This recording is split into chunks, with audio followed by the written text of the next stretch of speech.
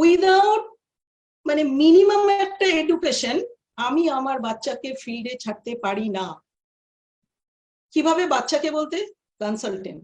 আমরা মারা, আমি যেহেতু মা লেডি, আমি সেই অ্যাঙ্গেল থেকেই উদাহরণটা দিচ্ছি।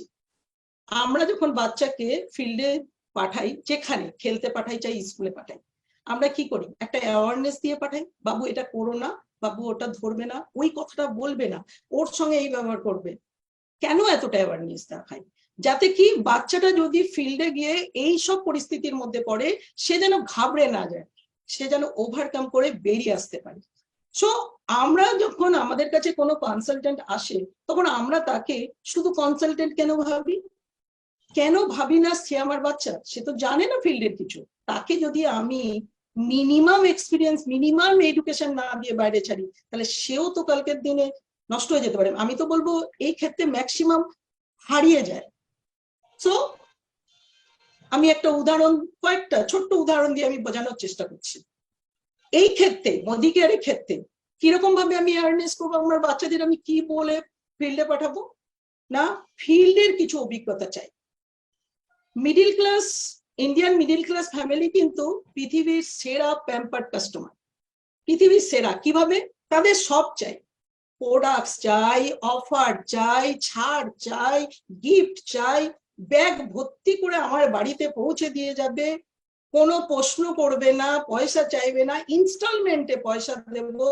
এরপরে যদি একটু পালন থেকে চুন খসে, তাতে ডেকে ডাইরেক্ট বলবো তোমার প্রোডাক্ট তুমি নিয়ে যাও, এটা ভালো না। মানে একটা মিনিটও দ্বিধাবোধ করবে না সেটুকু বলতে। সো আমার বাচ্চা যাতে সেটাকে হ্যান্ডেল করতে পারে, তার জন্য তাকে আগের থেকে অ্যাওয়ারনেস দরকার, যে সে যেন স্থান কাল পাত্র বুঝে সেই কাস্টমারটাকে হ্যান্ডেল করতে পারে, এক্সপেকটেশন সেট করতে পারে। আর প্রথম কথা হচ্ছে যে আমরা যখন এই বিজনেসটা আমরা করছি, এটা কিন্তু গুড রিলেশনশিপের বিজনেস।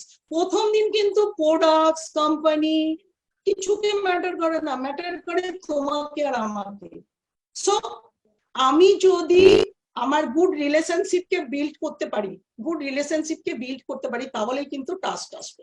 আর ট্রাস্ট যখন বিল্ড হবে না, তখনই কিন্তু লং রানে বিজনেস ডেভেলপ করবে। কেননা ট্রাস্ট যদি আমার সঙ্গে হয়ে যায় কারোর, সে কিন্তু আগামী দিনে আমার সাথে লং টাইম বিজনেস করবে।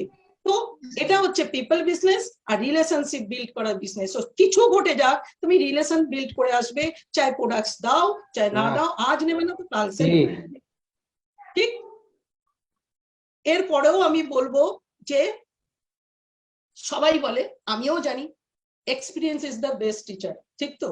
বাট আমি বলি এক্সপিরিয়েন্স দিয়ে যদি টিচার মানে নিজেকে শিখতে হয়, তাহলে পুরো লাইফ কম পড়ে যাবে। এর একটাই উপায় আছে, কি না ট্রেনিং মিটিং।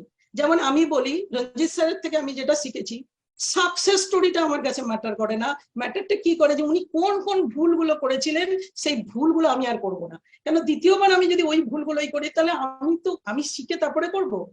একজন সিনিয়র প্রত্যেক ট্রেনিং এই দেখবেন, কোন যে সিনিয়রই থাকুক, তিনি কিন্তু তার এক্সপিরিয়েন্স বলছে, মানে যে তার মানে যেটা ফেলিয়ার স্টোরি বলছে, সে কোথায় কোথায় ভুল করেছে সেটা বলছে। তা ওখান থেকেই শিখে না। যিনি ওই রাস্তা দিয়ে হেঁটেছেন, উনি জানেন যে ওই রাস্তায় কোথায় গর্ত আছে, কোথায় বোল্ডার আছে, কোথায় কাঁটা আছে। তা আমি নিজের পাকামি করে যাব, পায়ে কাঁটা লাগবে, ফেলবো, তারপরে গিয়ে আমি লোককে বলবো বা নিজে শিখবো, তাহলে তো অনেকটা টাইম কিল হয়ে যাবে। সেই জন্য আমি বলি প্রত্যেক ট্রেনিং মিটিং এ যাওয়া উচিত, সেখানে আমাদের সিনিয়রদের মিস্টেক থেকে আমাদের শিখে নেওয়া উচিত। নিজে মিস্টেক করে শিখবো এটা হবে না। বাট তারপরেও একটা স্যাড রিয়ালিটি আছে। স্যাড রিয়ালিটিটা কি না, মানুষ কিন্তু শিখতে চায় না। স্যাড রিয়ালিটি এটাই। খুব কম সংখ্যক লোক আছে যাদের মাইন্ডসেট আছে শেখার। সেই জন্যই এই ফিল্ডে কিন্তু সাকসেস এত কম।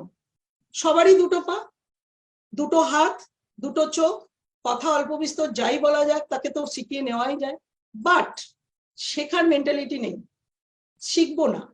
তো এই মেন্টালিটির জন্যই কিন্তু এখানে সাকসেস রেট কম। সেই জন্যই আমার বক্তব্য, মিনিমাম একটা এক্সপিরিয়েন্স ছাড়া আমার বাচ্চা, আমার কনসালটেন্ট সে আমার বাচ্চাকে আমি ফিল্ডে ছাড়বো না।